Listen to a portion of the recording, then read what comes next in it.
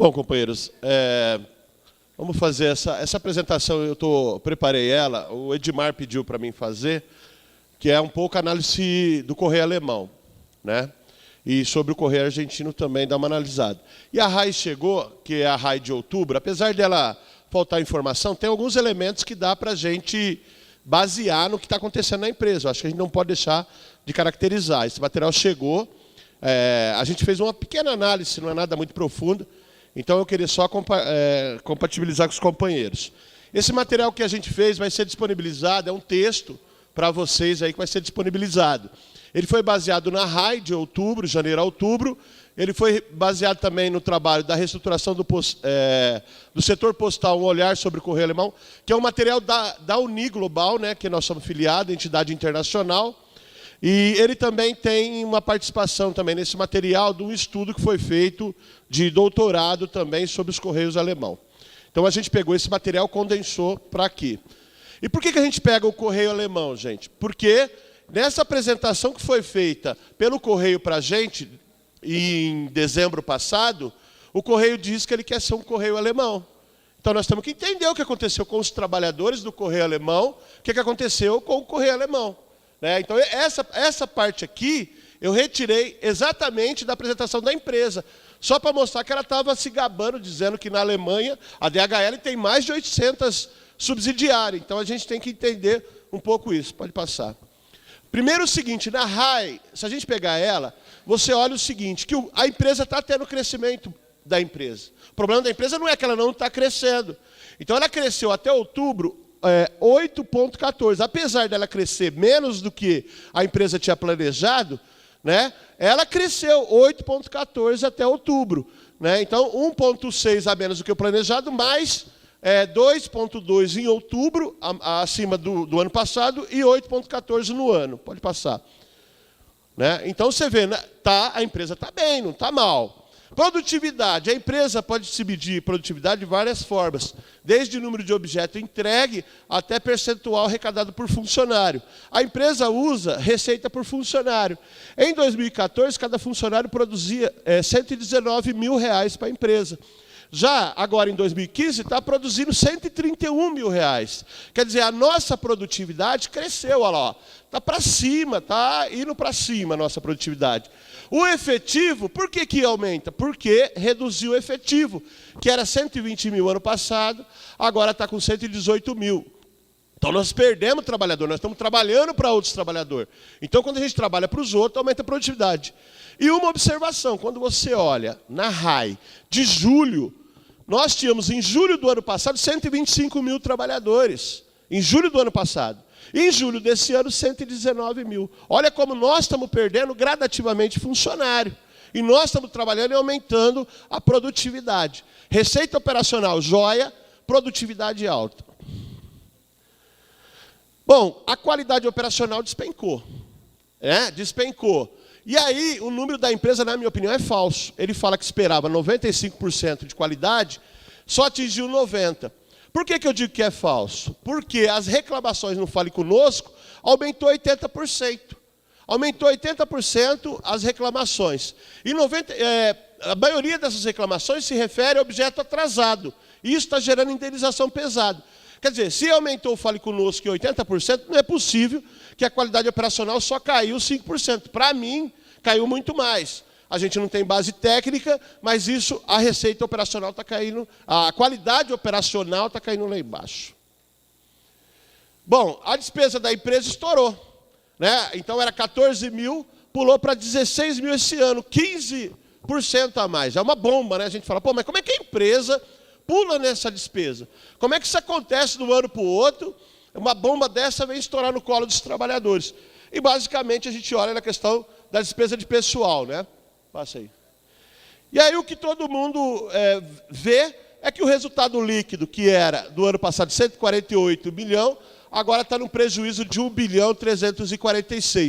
Né? Nós estamos negativo 806%. O que quer dizer esses números para a empresa?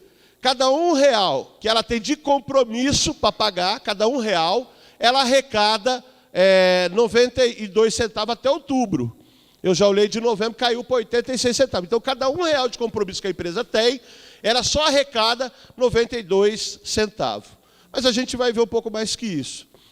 Mas aí todo mundo pergunta, poxa, eu estou tendo resultado operacional maior, eu estou tendo produtividade maior. Como é que acontece uma coisa dessa na empresa? A gente tem que entender para desarmar esse troço. É aquilo, ó, crescimento, pode ir passando, crescimento operacional alto, produtividade alta, né? Como é que isso aí vai acontecendo? É basicamente um pouco aquilo que o Alisson falou, que é o provisionamento do impacto do pós-emprego, que, na verdade, esse pós-emprego, ele é norma contábil de empresa aberta.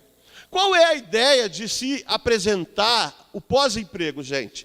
É que uma empresa de capital aberto, ela tem que ser transparente. A contabilidade, ela serve para registrar, né, a vida da entidade, mas também para mostrar como é que está essa entidade. Então, a lógica da contabilidade é dizer o seguinte, olha, essa empresa está aqui, ela vale tanto, a receita dela é tanta, o lucro dela é tanto, mas ela tem um compromisso futuro com os trabalhadores dessa ordem. Então, ela está demonstrando contabilmente que ela tem um compromisso com os trabalhadores. E aí, a empresa, ao adotar norma contábil de capital aberto, de mercado, ela começa a se sujeitar a essa ordem. E aí, é uma coisa louca isso. É uma coisa louca. Por quê? Porque você está falando de benefício de pessoas daqui 20, 30 anos. Né? E nós estamos discutindo aqui se vai ter atendimento, se vai ter triagem. Como é que eu faço um troço maluco desse, comprometo todo o resultado da empresa e vem dizer que está dando prejuízo? Não existe lógica. E aí o Postal Saúde, é verdade, está gastando pra cacete. Está gastando pra cacete. E aí eu fico pensando, quando as pessoas planejam, e aí é o debate político que nós temos que fazer, quando elas pensam em fazer a reestruturação, vamos aplicar a empresa, vamos aplicar nisso, vamos mudar o plano de saúde, elas não pensam nesse impacto, não é possível que não pensem. Pensa nesse impacto. Né? Elas conduzem esse processo, que é um processo de um déficit enorme na conta da empresa. Então, 590 milhões é despesa a mais do Postal Saúde, né? Que a gente já sabia, gente, que ia acontecer isso. Quando você tirou a administração de dentro da empresa, que você tinha profissionais da empresa que fazia tudo, contador da empresa que fazia contabilidade, auditor da empresa que auditava o plano, tinha advogado da empresa que representava, e você tira tudo para fora e contrata todo esse povo a peso de ouro, porque o Postal Saúde paga bem. Né? Eu acho que se todo mundo aqui fosse funcionário do Postal Saúde, nós estava bem de vida. Prédios em shopping center, prédio em área nobre. Cara, é um escândalo o que aconteceu com o Postal Saúde. A revista, os caras gastam 1.300.000, 1.500.000 para postar aquelas revistas. E aí, vocês sabem onde que eles postam? Na ACF. Vai lá Postal Saúde postar numa agência franqueada. Então, assim, ali foi aquilo que a gente já sabia, um ninho de corrupção, né, um ninho de gastação do dinheiro, e aí está comprometendo todo o nosso resultado. E agora estamos sendo chamados a resolver um problema que foi criado por esses caras. Aquilo que o Alisson passou, consultoria para essas empresas, para montar essas empresas, gastou um absurdo. Né? Aqueles precatórios ali, ó, é PCCS, que eles não pagam a gente. Estão contingenciando 344 milhões para pagar PCCS. Mas por que vai pagar isso? Porque nunca cumpriram o PCCS. Então, cara, tem um monte de desastre de gestão, que não é agora, mas aí a picaretagem é tentar jogar nas nossas costas isso, que vai impactar na nossa vida. Pode passar. E aí, a motivação da empresa, ao fazer isso, gente, é reestruturar a empresa. Ela precisa ter a desculpa de dizer o seguinte, ou eu mudo a empresa, ou ela vai falir. Ou eu mudo a empresa, ou você vai perder o seu emprego. Né? Essa é a grande desculpa. Nosso plano de saúde, há muitos anos, eles tentam mexer e não conseguem, porque a gente faz greve, a gente faz porrada. E agora eles vão chegar e falar, ó, o pós-emprego é isso. Né? E aí eu quero dar um exemplo aos companheiros. Eles vão falar, olha, nós temos 700 milhões que eu tenho que pôr no pós-emprego. Como vocês pagam um valor menor, eu tenho que pôr 700 milhões. Mas se vocês assumirem uma parte, eu diminuo essa balança e a empresa não vai ficar mais no déficit. Eles vão vir com essa argumentação. E aí, companheirada, vem a questão do Postales, que é um pipinaço na reestruturação. Os caras fizeram o que fizeram com a gente, enfiaram saldamento, fechamento, plano novo, e ainda está com puta de um pepino. PCCS 2008 tem um monte de ação, mas eles já fizeram para reestruturar a empresa, e fizeram Postal Saúde também. Mas a reestruturação, companheirada, e aí eu quero chamar a atenção de vocês, ela vai além disso. Ele vai além disso. Isso aí são fases da reestruturação, né? Bom, só para constar aqui, em dezembro a empresa conseguiu 9,3 de reajuste na tarifa postal. Vai dar um impacto anual aproximado de 700 milhões dos serviços monopolizados.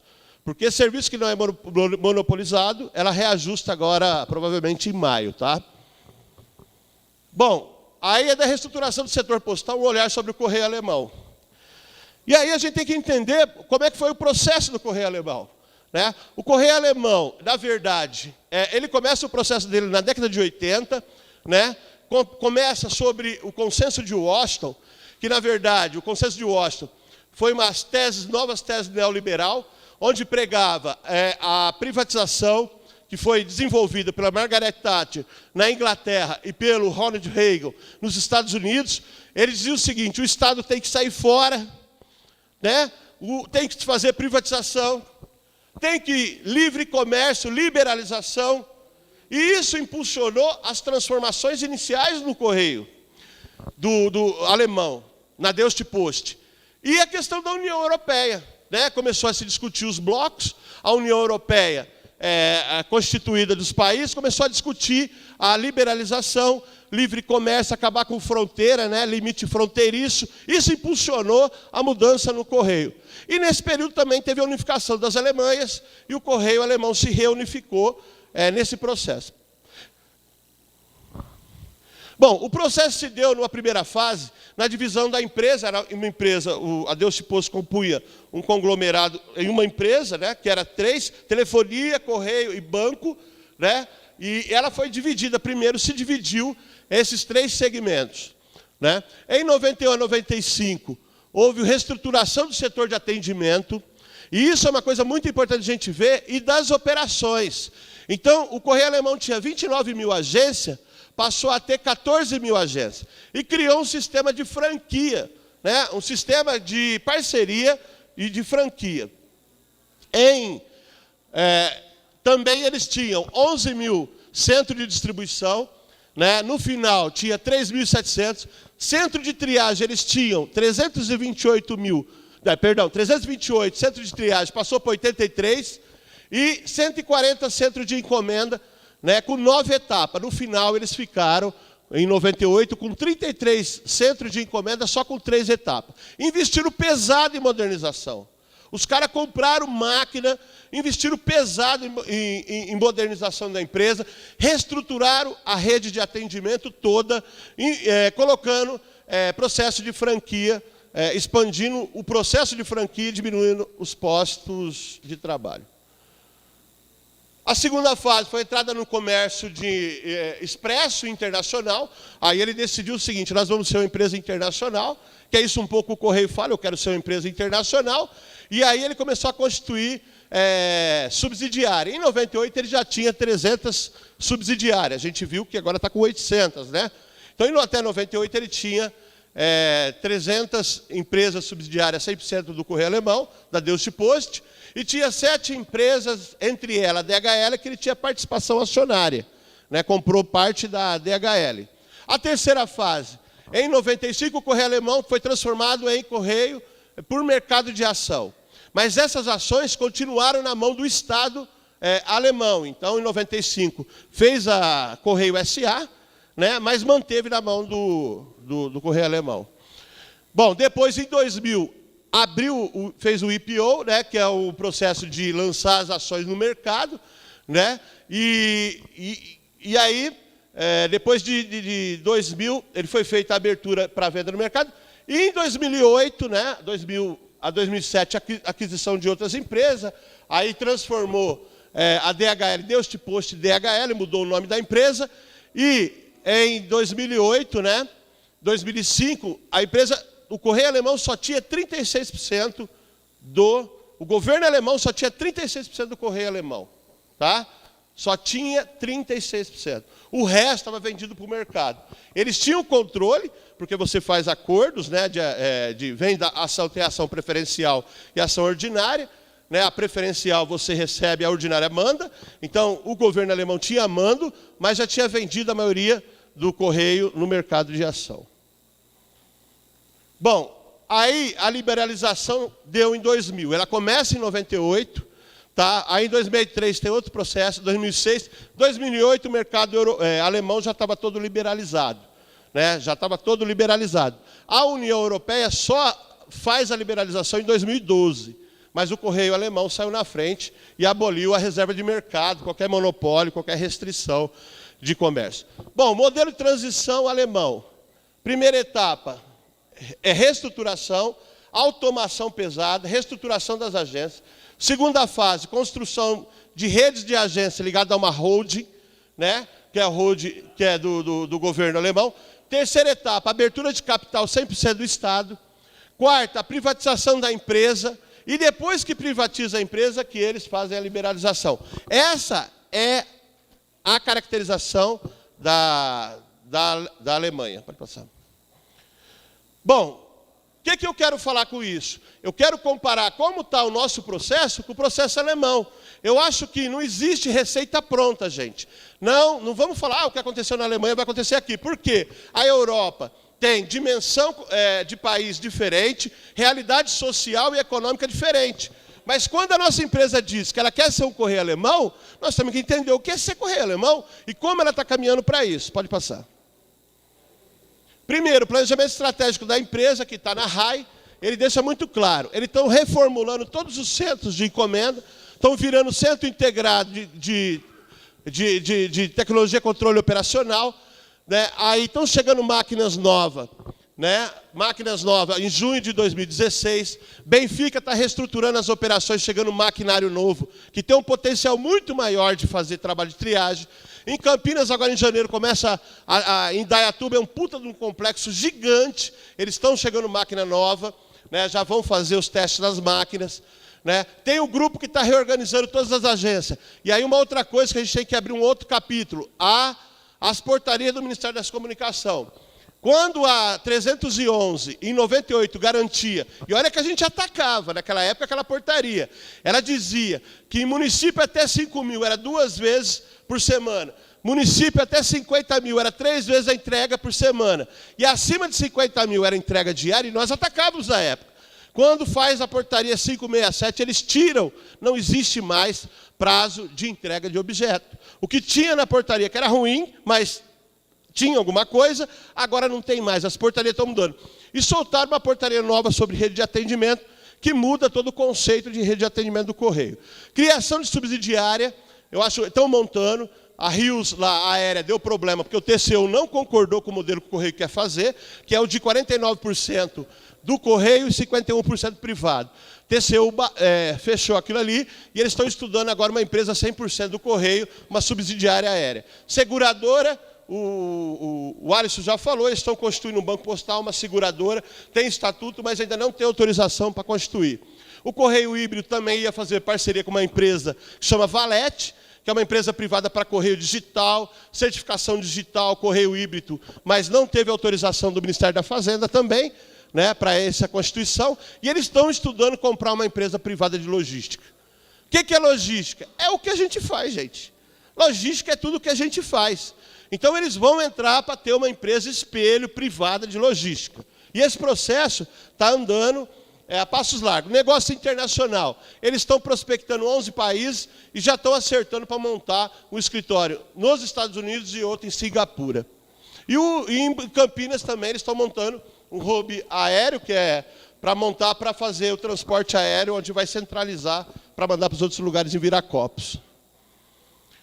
Bom, companheirada, o que eu digo é o seguinte, eu acho que, para mim, na minha visão, nós estamos num processo de reestruturação ainda, que a 12.490 permite que uma assembleia de acionista abra o capital da empresa, só uma simples assembleia, só chamou a assembleia, não precisa ir para o Congresso, a lei 12.490 mudou isso, e não precisa mais passar no Congresso, uma assembleia de acionista muda. Mas eu entendo o seguinte, que a empresa está no processo de reestruturação, aí não vai ser o debate político que nós vamos fazer, a empresa está no processo de reestruturação da rede de atendimento e rede de triagem. Lógico que é o DDA, que é um processo de reestruturação da área operacional, mas esse processo agora vem pesado para cima da gente. E a desculpa é o famigerado déficit causado por uma norma contábil de empresa de capital aberto, né, da Bolsa de Valor, que não é o caso do Correio Público. Então, para terminar, companheirada, disponibilizamos esse material para vocês. Eu agradeço a atenção. Obrigado.